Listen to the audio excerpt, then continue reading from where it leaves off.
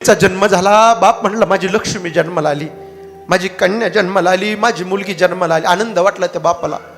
एका डोळ्यामध्ये अश्रूच्या धारा आहे आणि एका डोळ्यामध्ये दुःख आहे. का?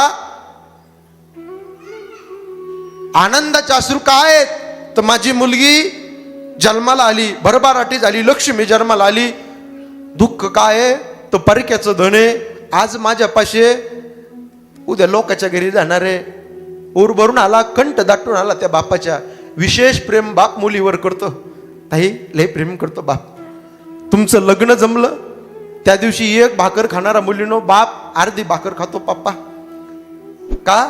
माझ्या मुलीचं लग्न जमलंय. किती थकून आलो मी, येवल्याहून आलो, घरी आलो, शेतातून राबराब कष्ट करून थकून आलो.